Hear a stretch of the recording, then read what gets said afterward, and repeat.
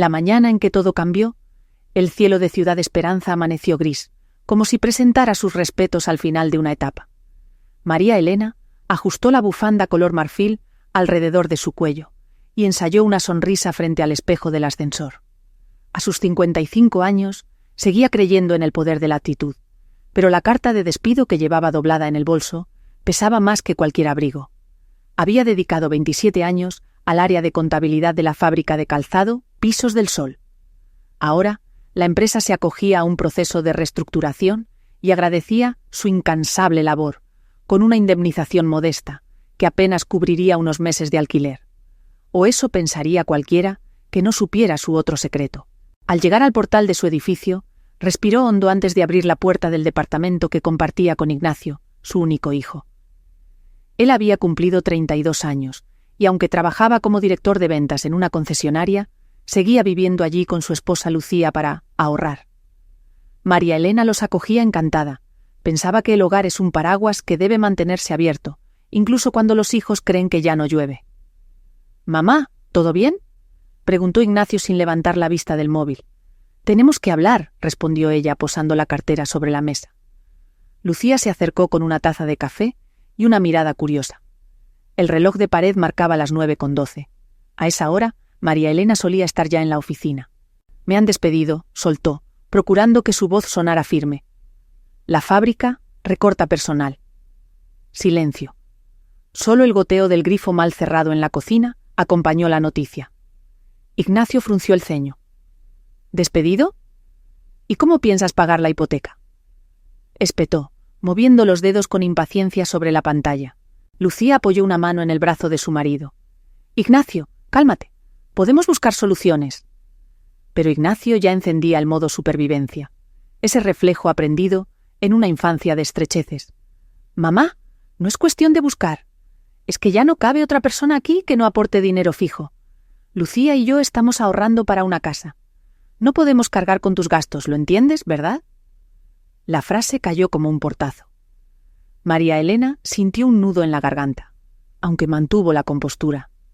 Se prometió no llorar delante de él. «No ahora. Buscaré trabajo cuanto antes», respondió. «Mientras tanto, usaré mis ahorros». Ignacio negó con la cabeza. «Tú sabes que eso no alcanzará. Y si no alquilamos tu habitación, perderemos una renta potencial. Creo que deberías irte un tiempo». Lucía abrió los ojos alarmada. «Ignacio, ¿escuchas lo que dices?». «Claro que sí. Es lo más lógico», insistió él, clavando la mirada en su madre. «Te puedo ayudar a empacar este fin de semana». Las palabras quedaron suspendidas, afiladas. María Elena sintió un escalofrío. No era el miedo a la pobreza. Había conocido carencias peores. Era la desilusión de ver a su hijo medir el amor con la vara del dinero. «Te daré una respuesta mañana», dijo al fin, recogiendo el bolso. «Necesito aire». Salió al pasillo antes de que la vieran temblar. Bajó las escaleras despacio, y al llegar a la calle, alzó la mirada al cielo encapotado. Hacía justo una semana que el notario le había confirmado la transferencia oficial. Un legado de su tía abuela Mercedes, quien, tras décadas de invertir en bienes raíces, había dejado a María Elena la asombrosa suma de 8 millones de euros convertidos en dólares. Un capital que todavía reposaba en una cuenta suiza, invisible para todos. Caminó hasta el Parque Central, donde el canto de los gorriones parecía ignorar la crisis ajena. En un banco de madera abrió su cuaderno y escribió 2 columnas: pérdidas y ganancias. Bajo pérdidas anotó: confianza de mi hijo. Bajo ganancias: libertad para empezar de nuevo. Cerró el cuaderno y por primera vez desde que firmó los papeles del despido, sonrió con serenidad. Tal vez la vida la empujaba fuera de casa para que descubriera un propósito mayor. Y en ese propósito comprobaría si Ignacio amaba a su madre o a su billetera. Con el atardecer tiñendo de naranja las fachadas, María Elena llamó al timbre de un departamento en la avenida Magnolia. Clara, amiga de la universidad y ahora profesora jubilada, abrió con un abrazo que disipó de golpe el frío de la jornada. «¿Traes esas galletas de avena que solo tú sabes hacer?», bromeó, notando las ojeras de María Elena. «Pasa, querida». En la sala, entre cojines floreados y olor a café recién hecho, María Elena relató la noticia del despido y la reacción de Ignacio. No mencionó la herencia, solo el dolor de sentirse expulsada del propio hogar. «Mi casa es tu casa», dijo Clara sin dudar. «Quédate aquí el tiempo que necesites». María Elena aceptó, agradecida, pero aclaró. «Será algo temporal. Necesito ordenar mis ideas y tal vez reinventarme». En su mente, la palabra reinventar resonaba como campana de oportunidad. Esa noche, mientras Clara dormía, María Elena encendió una lamparita de mesa y abrió la laptop. Entró al portal privado del Banco Suizo y observó las cifras deslumbrantes. Respiró hondo, consciente del poder que guardaba entre teclas. Podía comprar un apartamento lujoso, viajar por el mundo o simplemente asegurar su vejez. Pero recordó las caras cansadas de las mujeres que veía cada mañana al tomar el autobús, madres solteras cargando mochilas y sueños rotos. ¿Y si el dinero sirviera para algo más que mí misma? Escribió un nombre en un documento en blanco: Fundación Alas de Esperanza. Sonrió. El primer aleteo había empezado. Al amanecer, volvió al departamento para recoger sus pertenencias. Encontró a Ignacio desayunando cereal frente a la televisión. «Vendré luego por las cajas», anunció ella sin reproches. Él asintió distraído. Ya buscaba en Internet consejos para poner en alquiler una habitación. Lucía, en cambio, miró a su suegra con ojos empañados.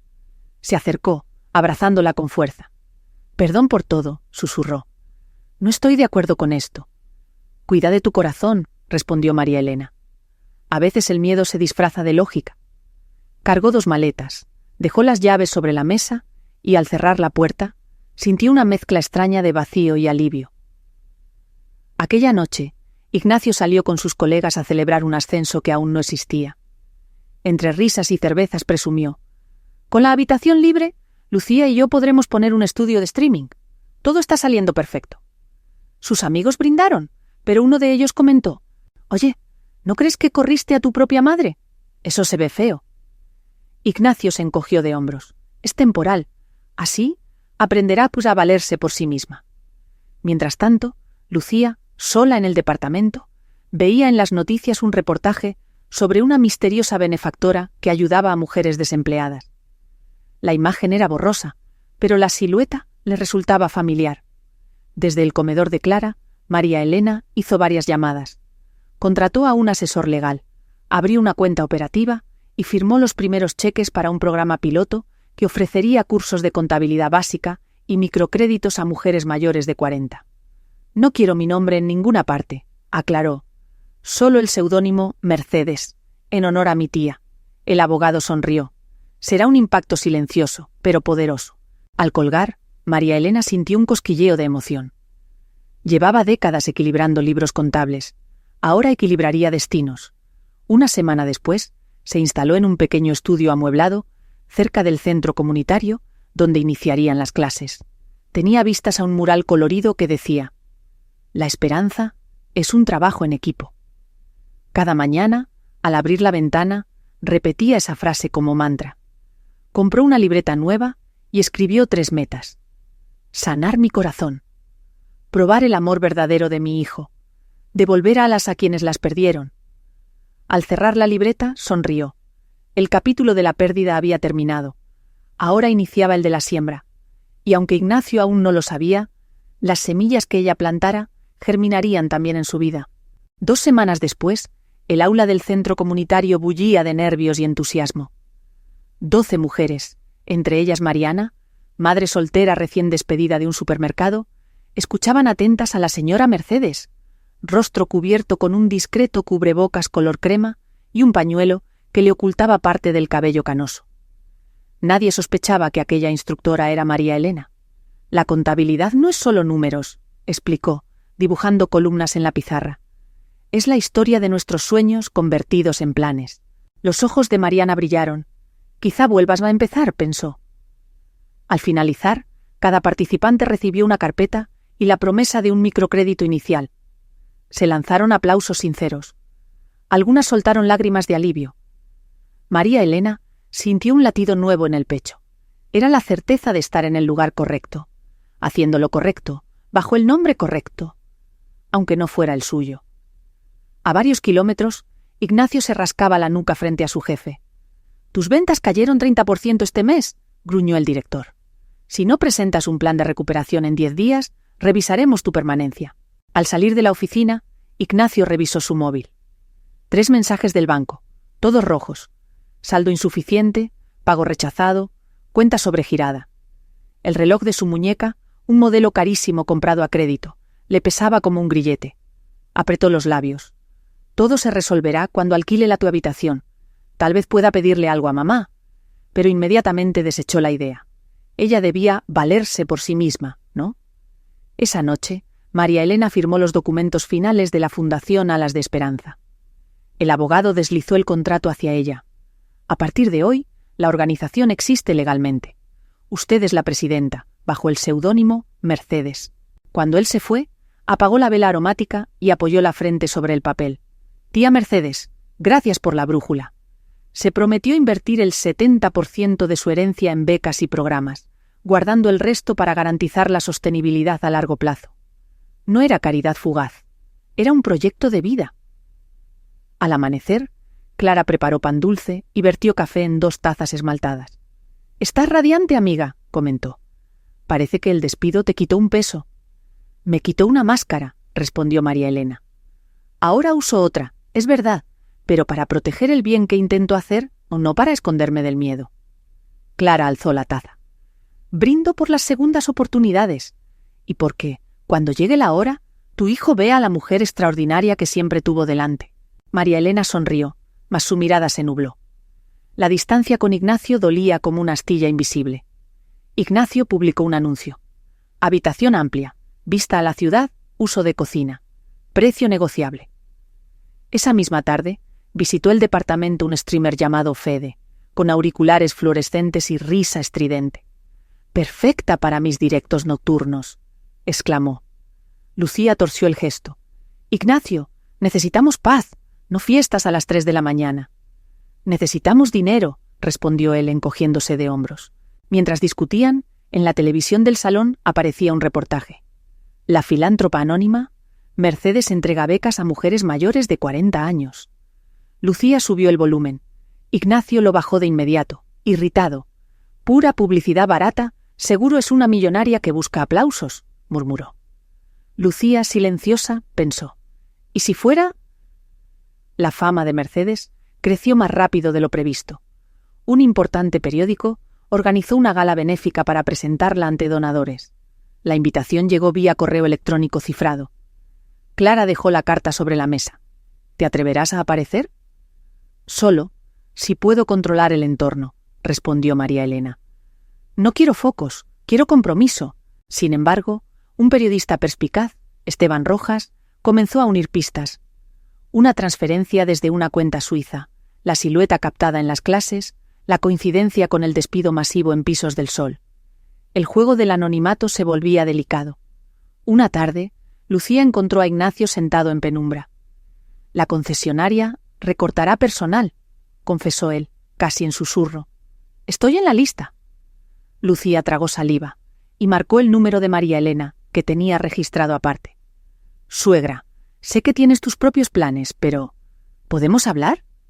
La voz cálida de María Elena viajó por el auricular. «Claro, hija, siempre». Lucía relató la situación. María Elena guardó silencio unos segundos. «Voy a pensar cómo ayudar, pero Ignacio debe dar el primer paso. Él debe reconocer el daño y pedirlo de corazón, no de bolsillo». 2 días después, Ignacio recibió la carta formal de despido. Consiguió ocultarlo de momento, pero las deudas llamaban con insistencia. Durante la cena fingió normalidad. Lucía, sin embargo, notó el temblor de sus manos. ¿Todo bien? Perfecto, mintió, apurando el vaso de agua. Solo cansancio. Cuando él durmió, ella abrió el cajón del escritorio. Facturas sin pagar, cartas del banco, un aviso de embargo preventivo. Sintió un vuelco en el estómago.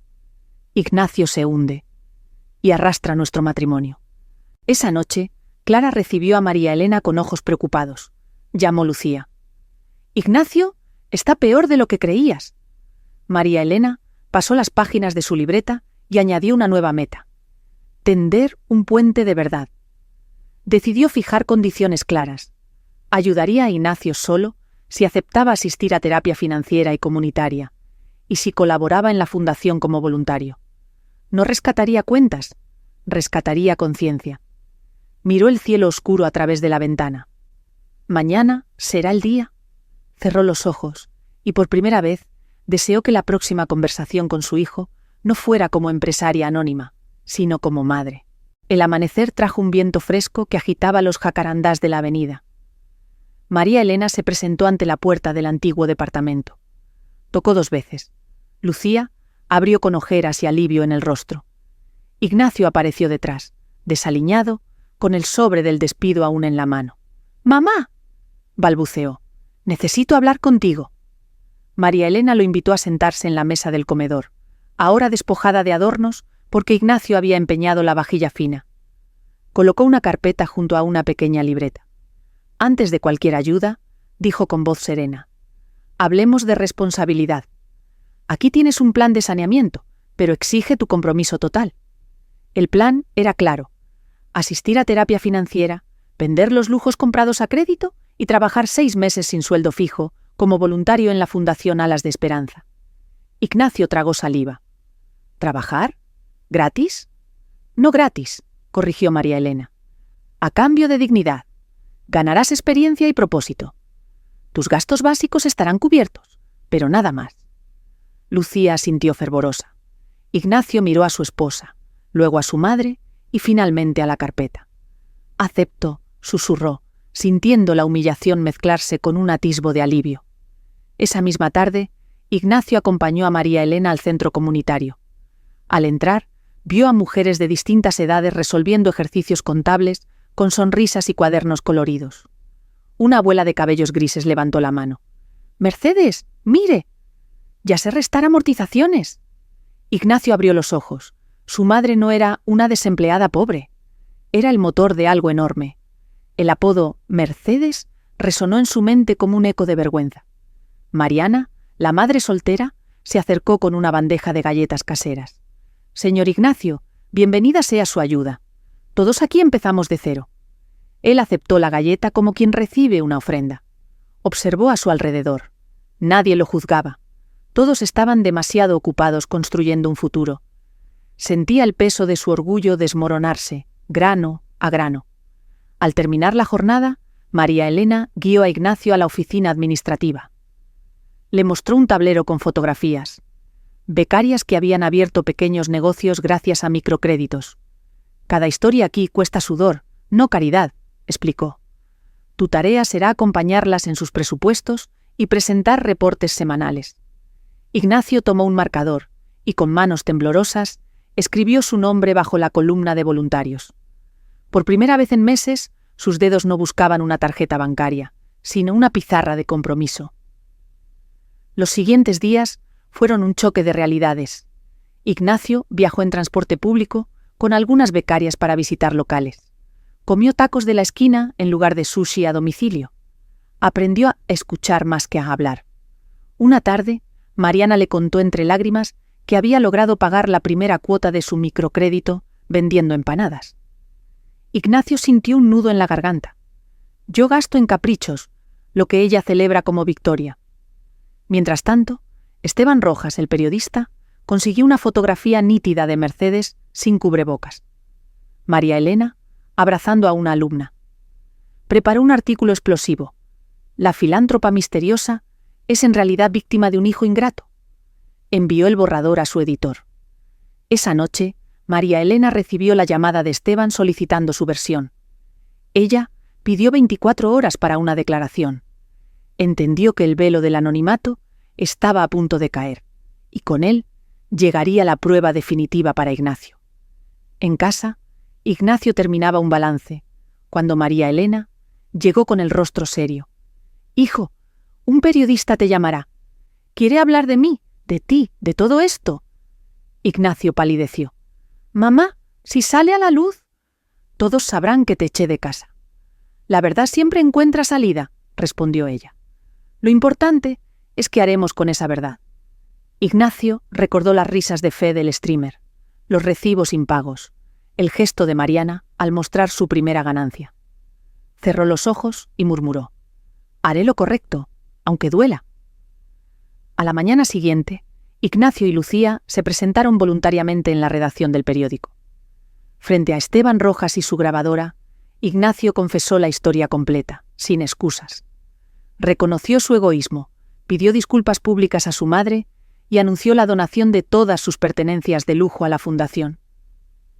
María Elena escuchó la entrevista por radio comunitaria, con lágrimas discretas.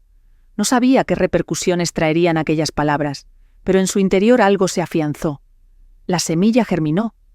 Al caer la noche, Ignacio regresó al centro, se sentó frente a su madre y con voz quebrada dijo: «Gracias por no rendirte conmigo».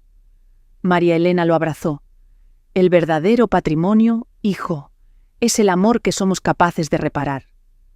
Las luces se apagaron lentamente, dejando en penumbra dos sombras entrelazadas, listas para el siguiente capítulo de redención. El artículo de Esteban Rojas salió un lunes a primera hora con un titular que incendiaba las redes. Mercedes no es millonaria anónima, es madre desplazada por la codicia de su hijo. En minutos, miles de comentarios llenaron la versión digital. Algunos celebraban la valentía de María Elena, otros condenaban sin piedad a Ignacio. Él refrescaba la página una y otra vez, sintiendo cada mensaje como un latigazo. Lucía le quitó el teléfono. «Mirarlos no cambiará nada», dijo. «Lo que cambie será lo que hagas ahora». Ignacio asintió, el estómago hecho un nudo. Recordó la pizarra de la fundación con la palabra «dignidad», escrita en rojo. La voz de su madre resonaba como campana entre protestas virtuales. Al llegar al centro comunitario, Ignacio encontró miradas curiosas, algunas duras, otras compasivas. Mariana lo recibió con su sonrisa tímida. «Señor Ignacio, no todos en Internet saben toda la historia», susurró. «Aquí seguimos necesitando voluntarios». Él respiró aliviado y empezó a ordenar expedientes, esta vez sin la sombra del orgullo. A media mañana, una de las alumnas dejó un sobre en su escritorio. Dentro, una nota decía: «Todos merecemos segundas oportunidades. Gracias por intentarlo». Ignacio la guardó como talismán contra el odio digital. Por la tarde, el consejo directivo de la fundación se reunió de emergencia. María Elena expuso con serenidad: «La transparencia es nuestro escudo. Publicaremos las cuentas y el plan estratégico completo. Y sí, mi hijo seguirá como voluntario bajo supervisión». Una de las donadoras principales, la empresaria Verónica Silva, levantó la mano. «Señora Mercedes, su honestidad convence más que cualquier titular. Mi apoyo sigue firme». Ignacio, sentado al fondo, sintió un hilo de esperanza. Tal vez el desastre mediático podía transformarse en puente de confianza. Al día siguiente, Ignacio asistió a su primera sesión de terapia financiera grupal. El asesor, un exbanquero llamado Roberto, pidió que escribieran su mayor miedo en una tarjeta. Ignacio puso: «Ser irrelevante sin dinero». Cuando le tocó leerla, su voz tembló. Roberto le respondió: «La relevancia se mide en vidas tocadas, no en objetos comprados. Esta semana, acompaña a Mariana en su plan de ahorro y trae sus resultados». Ignacio asintió, sorprendido por la tarea. Servir a otros era ahora su examen. Esa noche, en el pequeño departamento, Lucía encendió una vela y habló con suavidad. «Ignacio, el mundo nos está mirando, pero lo que importa es cómo nos miramos nosotros. Yo sigo aquí, no por tus éxitos, sino por la persona que sé que puedes ser». Él rompió a llorar, apoyando la cabeza en su regazo. Por primera vez en años, sintió el amor como refugio, no como transacción. Al tercer día, Ignacio redactó una carta abierta que se publicó en la página de la fundación. «Pido perdón a mi madre y a cada mujer que confía en este proyecto. Trabajaré para merecer su respeto». La reacción fue mixta, pero muchos comentarios cambiaron de tono. La gente quería ver hechos. Mariana pegó la carta en el tablón del aula y al verlo entrar dijo: «Las palabras son semillas.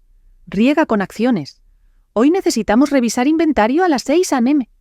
Ignacio llegó a las 5:50 con café para ambas. El alcance mediático atrajo la atención del exdirector de Pisos del Sol, quien visitó la fundación buscando lavado de imagen, donando materiales sobrantes. María Elena lo recibió cordial pero firme. Aceptaremos la ayuda solo si garantiza empleos justos para 20 alumnas graduadas. El empresario, acorralado por la prensa que lo acompañaba, aceptó. Ignacio observó la escena. Su madre transformaba cada ataque en oportunidad para otros. Eso es liderazgo, pensó. Días después, la alcaldía invitó a Mercedes a recibir un reconocimiento público. María Elena accedió con una condición: que Ignacio subiera al escenario como ejemplo de recuperación y responsabilidad social. Él se estremeció, pero aceptó. La tarde del evento, el teatro municipal rebosaba. Cámaras listadas, luces cálidas. Cuando anunciaron su nombre, Ignacio sintió que las piernas flaqueaban, pero la mano firme de su madre lo guió hasta el atril. «Buenas noches», comenzó, voz trémula. «No vengo como héroe, vengo como prueba de que el amor puede corregirnos. Expulsé a mi madre de casa. Hoy ella me enseña a construir hogar para muchas familias». Hubo un murmullo emocionado. Ignacio prosiguió. «Si alguna vez elegí el dinero por encima de la dignidad, hoy elijo la dignidad como única moneda. Y les aseguro que vale más». El aplauso fue un oleaje. María Elena lo abrazó en medio del escenario. En la penumbra del telón, Esteban Rojas capturó la imagen. Madre e hijo, unidos, iluminados por una sola luz. La fotografía se convertiría en el símbolo de la campaña Dignidad Primero, que la Fundación lanzaría semanas después. El día después de la gala, la pequeña oficina de la Fundación parecía un centro de llamadas. Sonaban teléfonos, llegaban correos con ofertas de colaboración y donaciones. El reconocimiento municipal había disparado la visibilidad del proyecto. Más de 100 mujeres solicitaron plaza en los nuevos cursos. María Elena revisaba cada mensaje con paciencia, pero la logística la desbordaba. «Necesitamos un plan de expansión antes de aceptar más estudiantes», advirtió Clara, apilando formularios. Ignacio asintió. Todavía saboreaba el eco del aplauso, pero comprendía que el éxito podía ahogarlos si no había estructura. Propuso formar equipos de trabajo y buscar sedes aliadas. Su madre le sonrió. Ya no es el hombre que corría tras lujos. Ahora corre tras soluciones. Esa tarde, Ignacio acudió a su sesión de terapia financiera. Roberto celebró su progreso. Había vendido el reloj caro, el auto de lujo y liquidado 2 tarjetas. Sin embargo, surgió un reto emocional. Antiguos colegas lo llamaban hipócrita oportunista en redes. El escarnio es parte del costo, dijo Roberto. Haz que tu propósito hable más fuerte que el ruido. Ignacio respiró hondo, recordó el abrazo público de su madre y decidió no contestar insultos, respondería con hechos. Entre los nuevos correos apareció uno de la Fundación Horizonte, presidida por Renato Cantú, empresario del sector textil señalado por salarios precarios. Ofrecía $1 millón a cambio de que Alas de Esperanza llevara su logo en todos los eventos. El consejo celebró la cifra. Ignacio arqueó la ceja. «Necesitamos investigar su historial laboral», sugirió. «No podemos predicar dignidad y aceptar dinero manchado». Algunos directivos refunfuñaron. «Es demasiado joven para cuestionar cheques grandes». María Elena, en cambio, pidió un informe completo antes de decidir. Ignacio y Mariana pasaron 2 noches revisando reportes públicos. Descubrieron demandas de desempleadas contra empresas de Cantú por acoso y jornadas excesivas. Hallaron también un fideicomiso opaco, conectado a paraísos fiscales. Ignacio llevó las pruebas a su madre. «Si aceptamos, facilitaremos un lavado de imagen», concluyó, con cólera contenida. María Elena acarició la carpeta. «Entonces, la respuesta es no. Pero debemos ser estratégicos. Si lo acusamos sin preparación, puede demandarnos. Convocaremos al consejo». La reunión extraordinaria se puso tensa. 2 vocales insistían en aceptar el dinero. «Con $1 millón cambiamos miles de vidas». Ignacio replicó. «¿A qué precio? Las vidas que cambiemos se convertirán en propaganda para explotar a otras». El silencio se hizo espeso. María Elena tomó la palabra. «Nuestra misión es dignidad primero.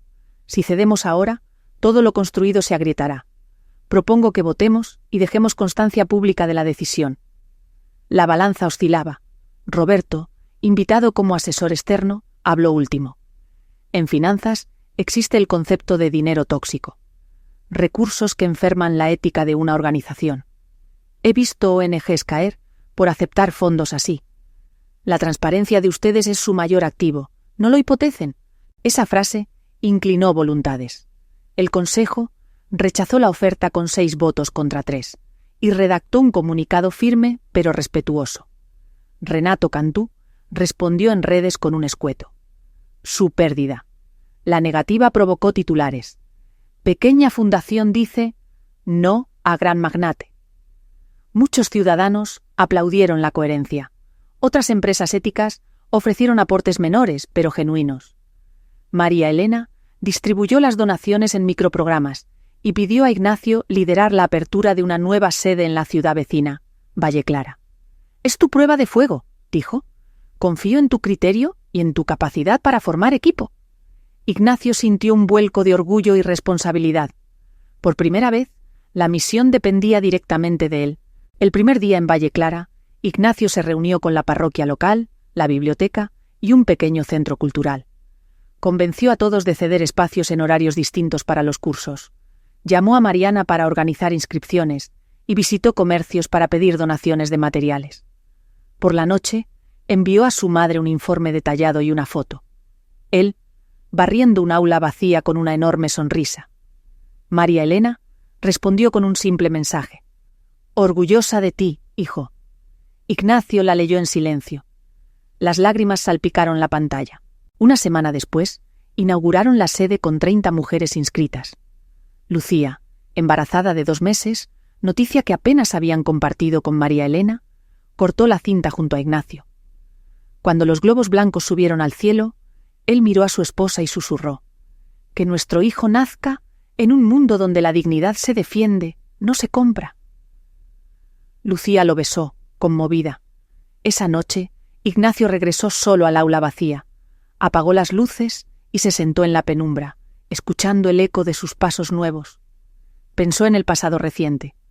La habitación vacía, el reloj vendido, el primer balance comunitario, y comprendió que aún quedaban sombras que enfrentar. Pero ahora llevaba dentro una brújula que apuntaba irrevocablemente hacia la verdad. El primer lunes de clases en Valle Clara amaneció con bruma ligera. Ignacio llegó antes del amanecer, colocó cartulinas con la palabra «bienvenidas» y preparó termos de café. 30 mujeres ocuparon las sillas plásticas, entre ellas Rosaura, viuda de un mecánico, y Jimena, joven madre de mellizos.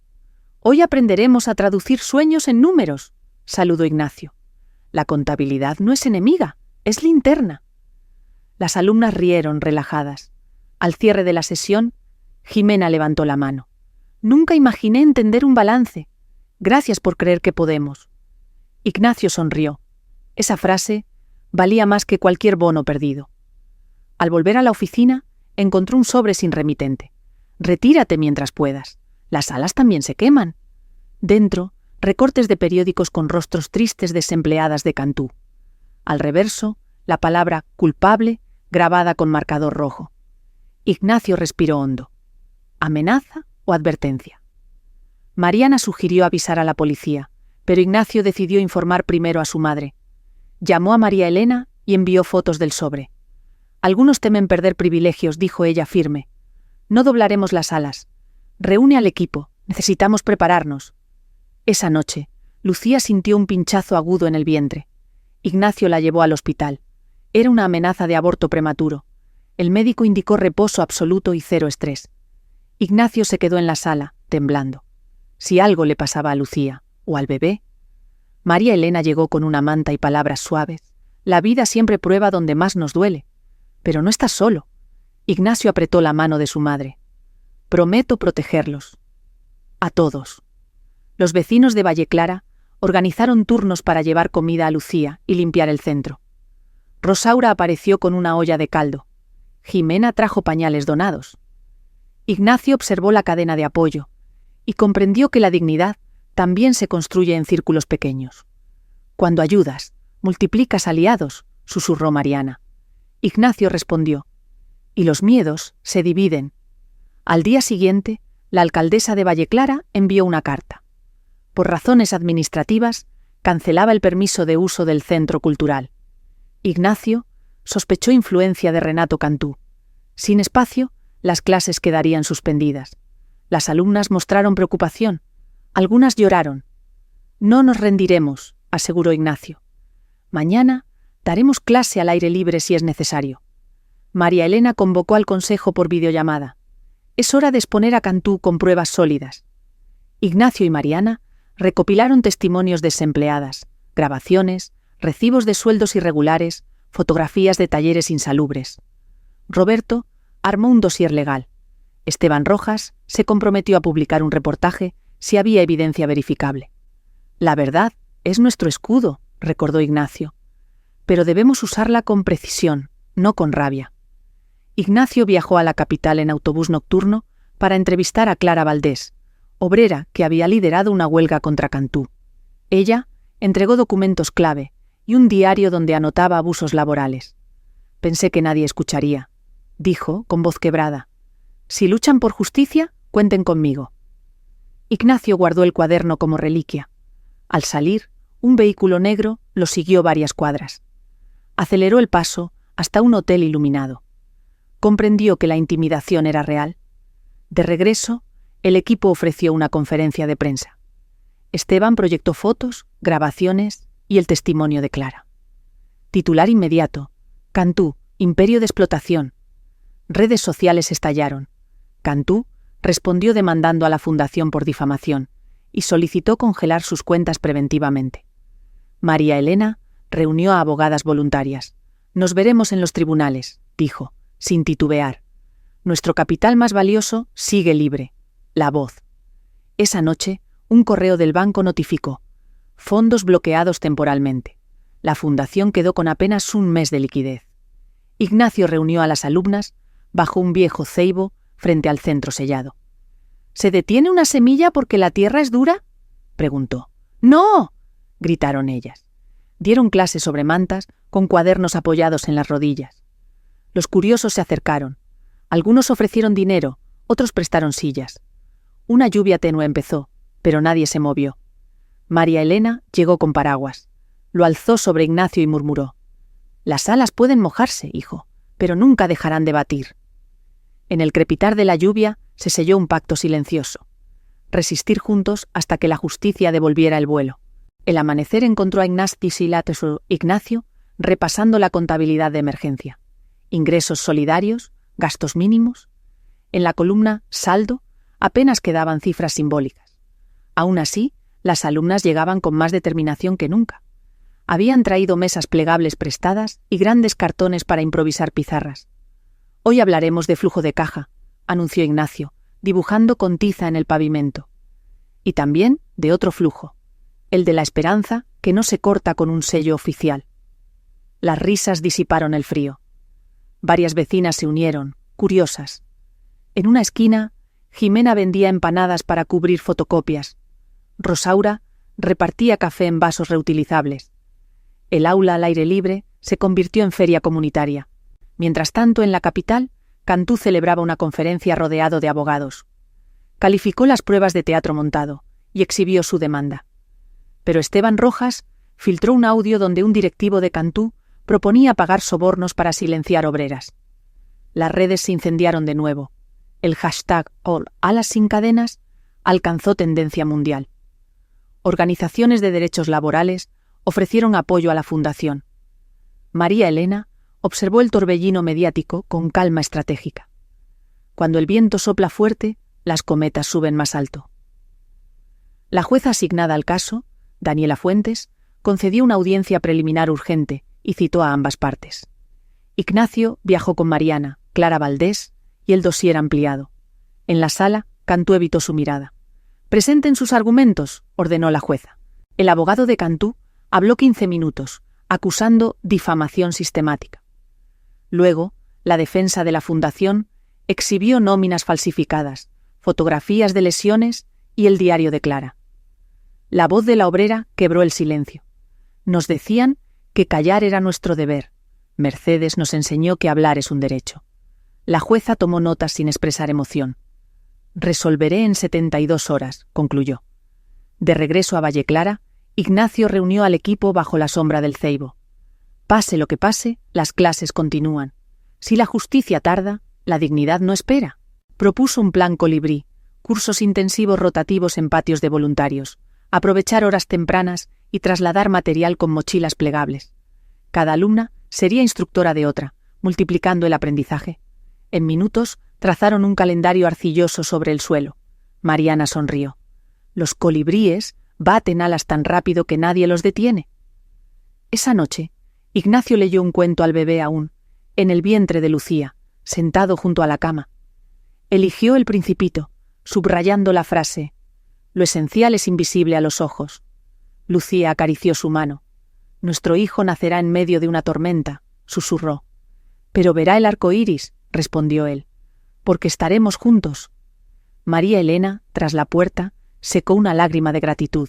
Al día siguiente, la universidad pública local ofreció sus auditorios durante domingos por la tarde. A cambio, pedían un ciclo de charlas sobre finanzas para estudiantes de primer año. Ignacio aceptó. Preparó presentaciones sencillas, con ejemplos de la vida real de las alumnas. Presupuesto de Rosaura. Modelo de ahorro de Jimena. Los universitarios quedaron impactados por la autenticidad. No había teorías abstractas, sino números que olían a pan y aceite de motor. Muchos se ofrecieron como tutores voluntarios. En la fecha límite, la jueza Fuentes emitió resolución. Rechazó la solicitud de congelar fondos, calificó la demanda de Cantú como litigio intimidatorio y admitió el proceso penal por violaciones laborales. Además, ordenó descongelar inmediatamente las cuentas de la fundación y otorgó protección policial preventiva a Ignacio y su familia. Cuando María Elena leyó el fallo, abrazó a Clara y exclamó: «La verdad», respiró. El centro comunitario estalló en aplausos. Las alumnas corearon: «¡Mercedes!». Ignacio alzó los brazos, señalando al grupo: «Las salas son de todas». Con los fondos liberados, Ignacio impulsó mejoras. Compraron carpas desmontables, tablets reacondicionadas y contrataron a 2 egresadas como instructoras pagadas. La alcaldesa, ahora presionada por la opinión pública, restituyó el permiso del centro cultural y ofreció reparar el techo a sus expensas. Ignacio aceptó bajo una condición: crear un comité ciudadano de vigilancia de obras. La alcaldesa accedió, reconociendo la fuerza social que se había levantado. Al caer la noche de la reapertura, las aulas recién pintadas olían a futuro. Se realizó una ceremonia sencilla: velas sobre mesas, un mural, donde cada alumna pegó la huella de su mano con pintura dorada. Ignacio tomó el micrófono. «Cantú quiso quebrarnos congelando cuentas. Respondió la comunidad abriendo corazones. Quiso callar voces. Respondimos ampliando coros. Que esta luz sea un faro para quienes aún trabajan en la sombra». María Elena cerró el acto. «Las alas que no se venden vuelan más alto. Y mientras haya injusticia, seguiremos batiendo el aire». Las velas titilaron, reflejadas en ojos llenos de esperanza. Desde una ventana, Lucía, con el vientre redondo y sonrisa serena, sintió al bebé dar una patada suave, como si también aplaudiera. Con el nuevo ciclo lectivo en marcha, la sede de Valle Clara rebosaba actividad. Bajo las carpas desmontables, las alumnas practicaban hojas de cálculo en tablets reacondicionadas. En el aula reparada, voluntarios universitarios impartían talleres de marketing digital. Ignacio recorría los pasillos con la agenda llena, coordinaba horarios, firmaba recibos y sonreía al ver pizarras colmadas de planes de negocio. «Prepárense», anunció al final de la jornada. «La próxima semana lanzaremos la primera feria Emprende con Alas. Cada grupo presentará su proyecto al público». Los aplausos retumbaron. Rosaura alzó la mano, nerviosa pero decidida. «¿Podemos invitar a nuestras familias? Quiero que mis hijos vean lo que su madre construye». «No solo pueden», respondió Ignacio, «deben. La dignidad se celebra en familia». Al día siguiente, Ignacio recibió el reporte del Comité Ciudadano.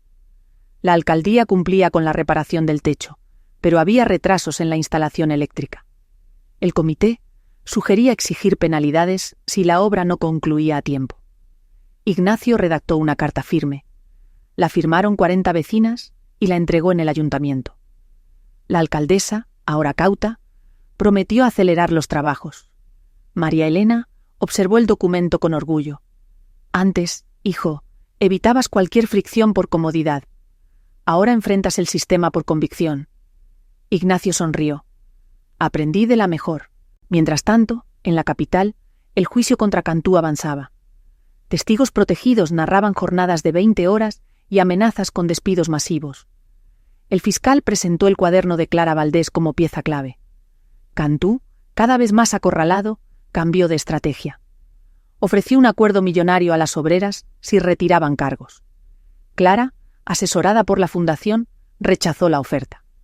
«Mi dignidad no tiene precio», declaró ante la prensa. «No queremos su dinero, queremos justicia». Las redes replicaron su frase con el hashtag «Dignidad no se compra». De vuelta en Valle Clara, Lucía, con 7 meses de embarazo, asistía a clases de costura impartidas por una egresada de la fundación. Había decidido diseñar su propia línea de ropa maternal. Una tarde, mostró a Ignacio el primer vestido terminado. Tela fresca, corte sencillo, bordado con pequeñas alas doradas. «Para la feria», explicó. «Quiero demostrar que el bebé y yo también emprendemos». Ignacio besó su frente. «Será la prenda más hermosa del evento». La noche anterior a la feria, Ignacio repasaba el programa cuando recibió un mensaje anónimo. «Si sigues, tu feria terminará en silencio». Adjunta. Una foto borrosa de la entrada del centro cultural. Ignacio sintió un escalofrío, pero recordó las palabras de Roberto. «Elige que tu propósito hable más fuerte que el ruido». Alarmó a la policía local, reforzó la seguridad con vecinos voluntarios, y no mencionó la amenaza a las alumnas para no sembrar miedo. Aún así, el sueño se le escapó, sustituido por una vigilia tensa. Al amanecer, Ignacio llegó al centro cultural con 2 agentes en la puerta. Los puestos se alzaban coloridos. Stand de empanadas, costuras, jabones artesanales, servicios contables. Rosaura, con delantal impecable, entregaba volantes mientras Jimena acomodaba tarros de mermelada. A las 10, la feria abrió al público. Vecinos, periodistas y funcionarios recorrieron los pasillos. Las ventas fluyeron y las risas también. Ignacio permanecía alerta, pero todo marchaba en paz. Hasta que un cortocircuito apagó el sonido central. Un murmullo recorrió la sala. Sin altavoces, Ignacio subió a una mesa y alzó la voz. «Las salas no necesitan micrófonos, necesitan viento». Mariana golpeó una cazuela a modo de campana, atrayendo miradas. Las alumnas improvisaron coros para presentar cada negocio. Rosaura gritó su oferta de empanadas como pregonera. El público aplaudía la creatividad. Cuando técnicos restablecieron la electricidad, la feria estaba más viva que antes. Ignacio descendió de la mesa con un suspiro. La amenaza quedó sin efecto. Al finalizar la jornada, las ventas superaron expectativas. Mariana registró beneficios netos que permitían devolver parte de los microcréditos anticipadamente. Rosaura abrazó a Ignacio, lágrimas en los ojos. «Con esto, pagaré la inscripción universitaria de mi hijo». A un costado, Lucía entregaba su primer pedido de 3 vestidos maternales.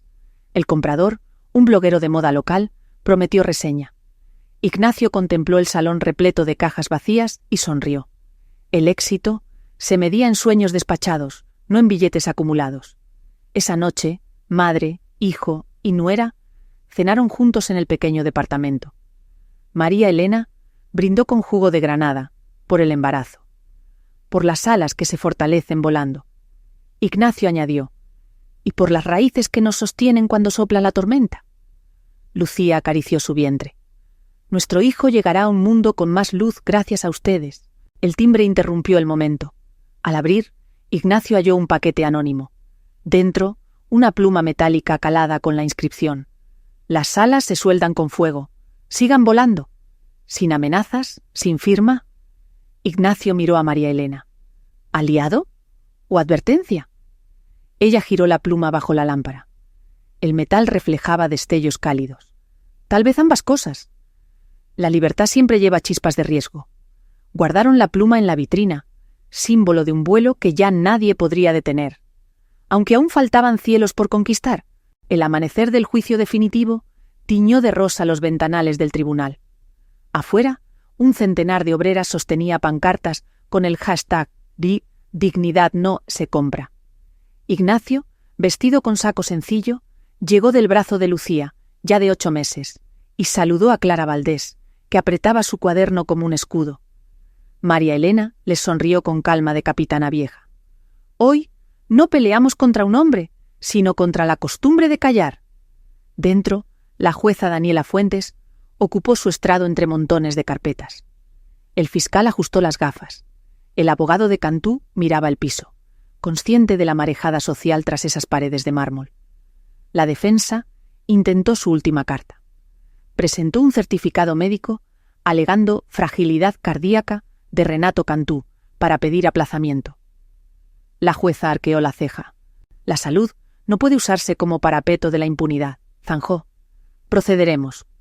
Entonces se proyectó en pantalla un video filtrado la noche anterior. Un supervisor de la textil amenazando a sus empleadas. Las voces eran claras, las fechas recientes. Ignacio sintió un nudo. Era la prueba que necesitaban para acabar con las evasivas. El abogado de Cantú protestó. La jueza declaró la grabación admisible por interés público urgente. Una ola de murmullos recorrió la sala, como viento previo a la tormenta. Tras 2 horas de alegatos, la jueza dictó sentencia. Renato Cantú culpable de violaciones laborales graves, acoso reiterado y obstrucción de la justicia. Imponía cárcel efectiva, multa millonaria y la creación de un fondo de reparación administrado por una comisión ciudadana donde la Fundación Alas de Esperanza tendría voz y voto. Cantú, pálido, fue esposado. Las cámaras captaron su mirada vacía. Clara soltó un sollozo, mezclado de alivio y tristeza. Ignacio cerró los ojos un instante. Dijo para sí: que ninguna victoria nos haga olvidar el dolor que la provoca. Al salir, la multitud estalló en vítores. Periodistas rodearon a María Elena. ¿Por qué significa este fallo? Significa que la dignidad puede entrar en tribunales y salir viva, respondió. Pero la verdadera sentencia es la que como sociedad dictemos cada día al comprar productos hechos con justicia. Ignacio anunció que las clases se reanudarían con becas completas para las familias afectadas. Rosaura, entre lágrimas, abrazó a Jimena. ¡Ganamos todas! Pifí, las pancartas se transformaron en flores improvisadas. Los tambores de un grupo estudiantil marcaron un ritmo festivo que acompañó la caravana de regreso a Valle Clara. Esa noche, el viento fresco trajo contracciones inesperadas. Lucía, recostada, llamó a Ignacio. «Creo que es hora». La ambulancia llegó en minutos, y mientras atravesaban la ciudad iluminada, Ignacio apretó su mano repitiendo: «Respira, amor, respira». En el quirófano, bajo luces blancas, nació Marisol. 3 semanas antes de término, pero fuerte, con un llanto que llenó el espacio como un himno pequeño. Los médicos colocaron a la bebé sobre el pecho de Lucía. Ignacio, temblando, besó a ambas. «Bienvenida», susurró. «Este mundo será un poco mejor para ti». La noticia del nacimiento corrió por los chats de alumnas y voluntarios. El Centro Cultural improvisó una serenata con guitarras viejas y voces desafinadas que subieron en mensaje de voz hasta el hospital. María Elena llegó con un ramo de flor de azahar y la pluma metálica. La colocó en la cunita de Marisol, que recuerde, dijo, que las alas se sueldan con fuego, pero se abren con amor. Ignacio abrazó a su madre, sintiendo el círculo cerrarse sin cicatriz visible. Una semana después, con Marisol ya en casa, Ignacio presidió, vía videoconferencia, la firma del Fondo de Reparación Cantú. Participaban sindicatos, la universidad y ONGs. Se destinaban $10 millones a capacitación, salud y emprendimientos. La primera transferencia cubrió la remodelación total de la sede Valle Clara y la apertura de 2 nuevas salas en regiones rurales. Al colgar, Ignacio miró a Marisol dormida. «Tus primeras semanas y ya diriges juntas», bromeó. Lucía rió. «Tiene alas en la sangre». Para celebrar, organizaron un encuentro en el patio del Ceibo. Cada alumna llevó algo típico: tortillas, atole, dulce de leche. Clara Valdés contó que había recibido ofertas de editoriales para publicar su diario. Decidió donar las regalías al fondo de becas. Roberto anunció un programa online gratuito: Finanzas con alas. Jimena regaló frascos de mermelada con etiquetas que decían: hechas con justicia. Rosaura, uniformada con gorro y delantal nuevos, sirvió empanadas rebosantes. La comunidad se veía más grande, más tejida, más suya. Cuando cayó la noche, Ignacio se sentó bajo el ceibo, con Marisol en brazos. Miró el cielo sin nubes. Las estrellas parecían agujeritos por donde se colaba la esperanza. María Elena se acomodó a su lado. ¿Recuerdas cuando anotaste «Perdí la confianza de mi hijo» en tu cuaderno?, preguntó Ignacio. Ella asintió, tocándose el corazón. Hoy, esa línea pertenece al pasado. Lo que tenemos ahora, miró a Marisol, es un futuro sembrado de alas. María Elena apoyó la cabeza en el hombro de su hijo. El murmullo de las risas, los cantos y los sueños recién liberados llenaban el patio como una música queda. Quedaba mucho por hacer, nuevas sedes, más batallas, pero en ese instante entendieron que la dignidad, una vez despierta, no vuelve a dormirse. 4 meses después, el verano abrazaba Valle Clara con un calor cítrico y el canto insistente de las chicharras. Bajo la sombra generosa del ceibo, Ignacio sostenía a Marisol, ahora rolliza y risueña, mientras supervisaba la colocación del nuevo letrero. Centro Alas de Esperanza, sede Madre Mercedes. Las letras metálicas brillaban como espejos pequeños. Mariana acercó una cinta métrica, midiendo la altura exacta. Rosaura, con gorro de obra, dirigía a los albañiles. ¿Listo para cortar la cinta?, preguntó Lucía, aún con el brillo de la maternidad en los ojos. Ignacio asintió.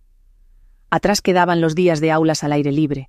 El edificio renovado contaba con biblioteca, guardería y una cocina-taller donde los aromas de futuro ya se mezclaban con especias y café. La inauguración reunió a delegaciones de las nuevas sedes rurales. Desde Colibrí, Chico llegó un bus pintado a mano.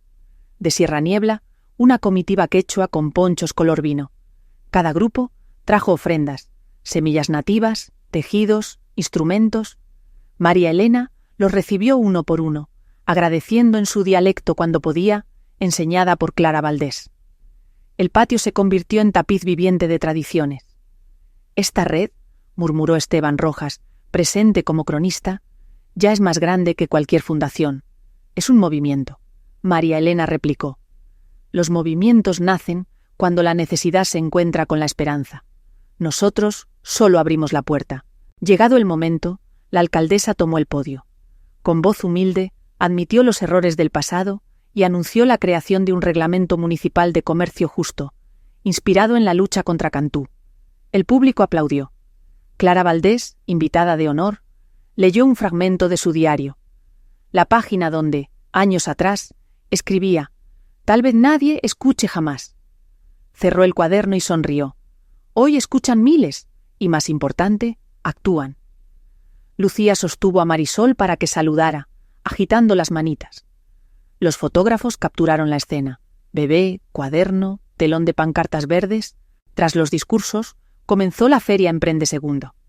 Jimena exhibía mermeladas con nueva etiqueta ecológica. Rosaura vendía empanadas en cajas compostables. Lucía presentaba la primera colección Alas Maternas, prendas bordadas por alumnas de diferentes sedes. Un comprador de una cadena minorista pidió catálogo. Lucía respondió que solo firmaría si respetaban precio digno y etiqueta, hecho con justicia. Ignacio se hinchó de orgullo. La línea entre caridad y negocio honesto se difuminaba. Quedaba solo la dignidad sostenible. Al caer el sol, el mural comunitario aguardaba su última pincelada. Era un ave fénix gigantesca, formado por huellas de manos doradas de todas las alumnas. Faltaba la pluma metálica, símbolo de la resistencia. Ignacio la entregó a María Elena. Ella la encajó en el corazón del ave, donde las llamas se volvían alas.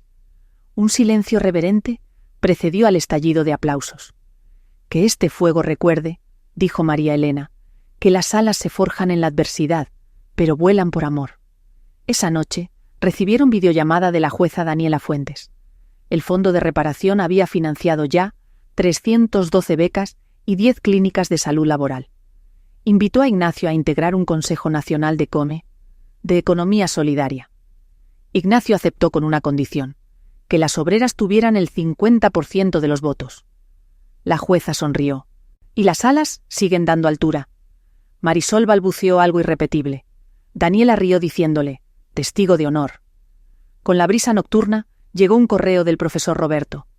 Su curso online, Finanzas con Alas, había alcanzado 50.000 inscripciones en toda Hispanoamérica. Propuso traducirlo a lenguas indígenas y al braille digital. Ignacio respondió emocionado: Hagámoslo. Que las cifras entiendan todos los alfabetos. Al enviar, miró a Marisol dormida, y pensó que quizá, cuando ella dijera sus primeras palabras, la palabra dignidad ya sería verbo cotidiano. A medianoche, el patio quedó en silencio. Entre guirnaldas apagadas y mesas vacías, madre e hijo se sentaron a repasar el balance final del evento. Las cifras eran buenas, pero más lo eran las historias detrás. 78% de las emprendedoras habían duplicado ingresos familiares. María Elena cerró la laptop. ¿Recuerdas tu temor a ser irrelevante sin dinero? Ignacio sonrió. Ahora sé que la relevancia se mide en manos elevadas, no en manos llenas. Ella le tomó el rostro. Y yo aprendí que a veces el amor necesita distancia para mostrar su tamaño real.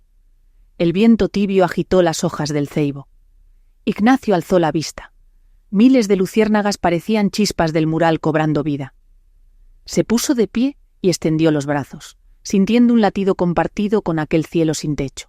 «Oh, mamá», susurró, «el cuaderno donde escribiste ganancias y pérdidas». «Sigue guardado», respondió ella. «Añade una línea más. ¿Herencia de dignidad para Marisol y quienes vengan?» María Elena asentó. Luego, juntos, caminaron hacia la puerta nueva, cruzándola sin prisa, seguros de que cada paso marcaba una ruta que otros seguirían. Porque cuando la dignidad despierta y el amor la conduce, las alas ya no conocen frontera ni final.